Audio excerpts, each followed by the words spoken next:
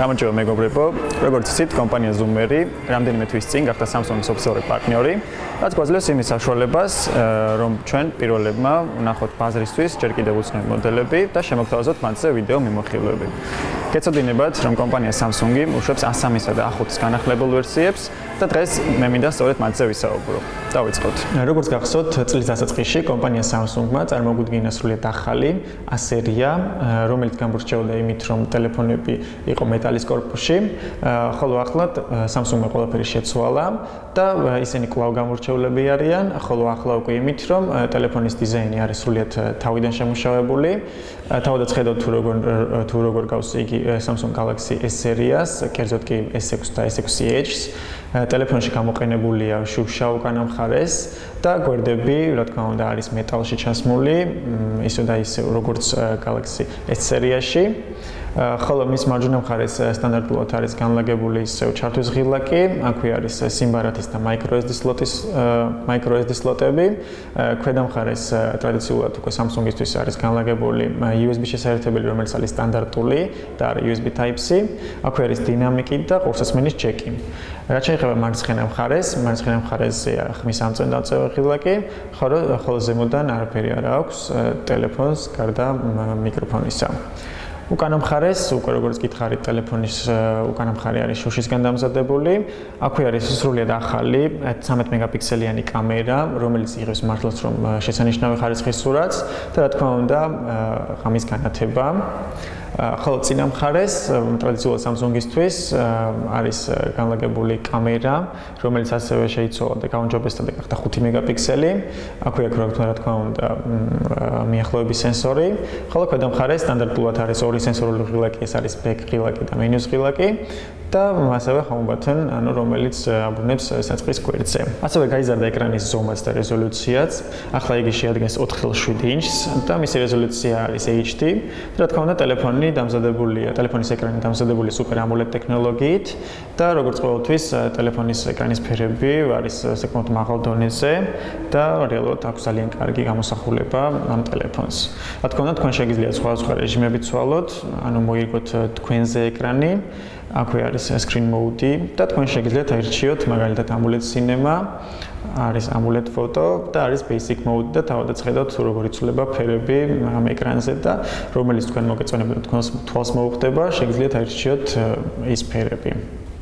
ასევე ტელეფონს ამუშავებს სრულიად ახალი 4-ბირთვიანი პროცესორი, რომლის ხშირი 1.5 GHz. ასევე ტელეფონს აქვს 16 GB შთამეხსიერება, ხოლო ოპერატიული მეხსიერებაც გაიზარდა და ახლა იგი უკვე შეადგენს 1.5 GB. და რა თქმა უნდა, გაუმჯობესდა ასევე ელემენტი, ახლა იგი შეადგენს 2300 mAh-ს, შეგახსენებთ რომ წინა მოდელს ჰქონდა სულ რაღაც 1900 mAh. და რა თქმა უნდა, ტელეფონს აქვს ისევ თავისი რეჟიმი, რომელსაც ქვია power saving mode და ultra power saving mode. შედეგად ტელეფონის ელემენტი მუშაობს უფრო მეტ ხანს. მაგალითად, რომ ჩართოთ power saving mode, აქ უჩვენებს, რომ ტელეფონი იმუშავებს კიდე 16 საათი და 57 წუთი, ხოლო ultra power saving mode-ში მთელი 27 საათი და 36 წუთი. ასევე როგორც გითხარით, ტელეფონში შეიცვალა კამერა, რომელიც ახლა უკვე შეადგენს 13 მეგაპიქსელს. ტელეფონი იღებს მართლაც რომ კარგი ხარისხის სურათს, ნუ ეს უკვე ტრადიციად იქცა Samsung-ებისთვის და თავადაც ხედავთ თუ როგორი კარგი დეტალიზაცია აქვს ტელეფონს, ანუ გადაღებულ სურათს უფრო სწორად. და შორიდან მოახლოებული კადრის ხარისხი ფაქტურად არ ფუჭდება და რჩება ფაქტურად იგივე. ფერების მხრივაც, როგორც ხედავთ, ძალიან ბუნებრივი ფერები აქვს ამ გადაღებულ სურათს. რაც შეეხება ტელეფონის კამერის ინტერფეისს, იგი არის სტანდარტული, უბრალოდ მას დაემატა ახალი ფუნქცია, რომელსაც ქვია Pro Mode. მისი მეშვეობით თქვენ შეგიძლიათ ხელით აკონტროლოთ ყველაფერი, მაგალითად white balance ან თუნდაც ISO-ს უმგრძნობელობა. და აქედანვე თქვენ შეგიძლიათ გადაიღოთ პანორამული სურათი, ღამის რეჟიმი, აქედან თქვენ შეგიძლიათ ჩართოთ HDR სურათის გადაღება და რამდენიმე კადრი შეგიძლიათ გადაიღოთ ერთდროულად. დანარჩენი კი სტანდარტულად გამოიყურება, ფაქტობრივად არაფერი არ შეცვლილა. რაც შეეხება Samsung Galaxy A5-ს, მისი დიზაინი არის ფაქტობრივად იგივე, მასში გამოყენებულია იგივე შუშა უკანა მხარეს, ხოლო გვერდებზე აქვს მეტალის კანტი და თავადაც შეგიძლიათ დარწმუნდეთ, რომ ტელეფონი არის ძალიან თხელი და საკმაოდ მსუბუქი მის ზომასთან შედარებით. რაც შეეხება მის მარჯვენა მხარეს, უკვე ტრადიციულად Samsung-ისთვის არის ჩართვის ღილაკი, აქვე თქვენ შეგიძლიათ ჩავდოთ SIM ბარათი ან მოათავსოთ მეხსიერების ბარათი. ხოლო ქვედა მხარეს არის ყურსასმენის ჯეკი, არის USB შესაერთებელი და რა თქმა უნდა დინამიკი, ხოლო მარცხენა მხარეს არის ხმის ამწევ-დამწევი ღილაკები. უკანა მხარეს კი არის სრულიად ახალი, ანუ 13 მეგაპიქსელიანი კამერა, რომელიც არის ბევრად გაუმჯობესებული წინა მოდელთან შედარებით და რა თქმა უნდა ღამის განათება. რაც შეეხება წინა მხარეს, წინ სტანდარტულად განლაგებულია 5 მეგაპიქსელიანი კამერა, აქვე აქვს სხვადასხვა სენსორები, ხოლო ქვევით აქვს ორი სენსორული ღილაკი, რომელიც არის back და menu ღილაკი და რა თქმა უნდა სახლის ღილაკიც აქ არის, არსად არ წასულა ტრადიციულად Samsung-ისთვის. სიახლე რაც შემოგთავაზა Samsung-მა მის A5-სა და A7 მოდელებში, ეს არის რომ სახლის ღილაკში ჩაშენებულია თითის ანაბერტი სენსორი, ისი მეშვეობით თქვენ შეგიძლიათ მარტივად და სწრაფად მოხსნათ ბლოკი ტელეფონს, ან კიდე განახორციელოთ რაიმე გადახდები პლასტიკური ბარათით, რომელსაც მიამაგრებთ შემდეგ უკვე ტელეფონს. ტელეფონის ეკრანი შეადგენს 5.2 ინჩს, რომელიც გაფართოება Full HD და რა თქმა უნდა ტრადიციულად უკვე Samsung-ისთვის იგი დამზადებულია Super AMOLED ტექნოლოგიით და თავადაც ხედავთ თუ როგორი კარგი ფერები აქვს მის ეკრანს. ასევე ტელეფონი მუშაობს უახლეს Samsung-ის წარმოების ჩიპსეტზე, რომელიც არის 8 ბირთვიანი, რომელიც მუშაობს 1.6 GHz-ზე. ასევე ტელეფონს რა თქმა უნდა აქვს 2 GB ოპერატიული, ხოლო შიდა მეხსიერება შეადგენს 16 GB-ს და თქვენ შეგიძლიათ გაზარდოთ მეხსიერება 64 GB-მდე. გაუმჯობესდა ასევე კამერა ამ ტელეფონში, იგი შეადგენს 13 მეგაპიქსელს და ვნახოთ თუ როგორი სურათი გადაიღო ამ ტელეფონმა და თავადაც ხედავთ თუ როგორი საკმაოდ კარგი და ბუნებრივი ფერები აქვს მის გადაღებულ სურათს და დეტალიზაციაც საკმაოდ მაღალ დონეზეა ამ სურათში.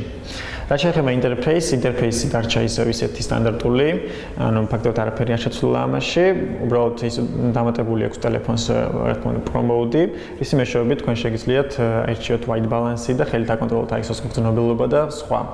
ასევე შეგიძლიათ გადაიღოთ პანორამული სურათი, ღამის რეჟიმი აქვს ტელეფონს და აირჩიოთ HDR mode.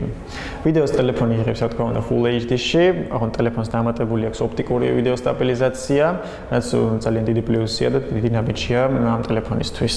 წინა კამერაც გაუმჯობესდა, იგი შეადგენს 5 მეგაპიქსელს და სურათის ხარისხიც საკმაოდ კარგია. შეიცვალა ასევე ელემენტი, იგი ახლა შეადგენს 2900 mAh-ს, შეგახსენებთ რომ წინა მოდელს იგი ქონდა მხოლოდ 2300 mAh და რა თქმა უნდა ტელეფონის ელემენტი მუშაობს უფრო მეტ ხანს და ასევე ტელეფონს ასევე აქვს რა თქმა უნდა power saving და ultra power saving mode-ები, რის მეშვეობით ტელეფონი უფრო მეტ ხანს მუშაობს. და ბოლოს Samsung Galaxy A3-ის და Galaxy A5-ის განახლებული ვერსიები, თავადაც ძარცმუნდით, რომ არის საკმაოდ ელეგანტური და დახვეწილი დიზაინის მქონე smartphone-ები, რომელიც რა თქმა უნდა მუშაობენ ძალიან სწრაფად, მათი აწყობის ხარისხი არის მაღალ დონეზე რა თქმა უნდა, მათ აქვს ძალიან კარგი ხარისხის კამერები და ეკრანის ხარისხიც. რა თქმა უნდა, ეს ორივე ტელეფონი ჩამოშობა ძალიან მალე გაყიდვაში. ასევე იქნება Galaxy A7, რომელიც არის ზომით ოდნავ დიდი. რა თქმა უნდა, მისიც არის გაუმჯობესებული ვერსია წინა მოდელთან შედარებით. ასევე კომპანია Zoom-ერი შეეცდება ყველაზე პირველმა შემოგთავაზოთ ეს მოდელები გაყიდვაში. დღეისთვის კი სულ ეს იყო მეგობრებო, ექსკლუზიურად Zoom-ერისთვის და თქვენთვის Samsung Galaxy A3 და Samsung Galaxy A5-ის განახლებული ვერსია. ყველას დიდი მადლობა მეგობრებო ყურადღებისთვის და ნახვამდის.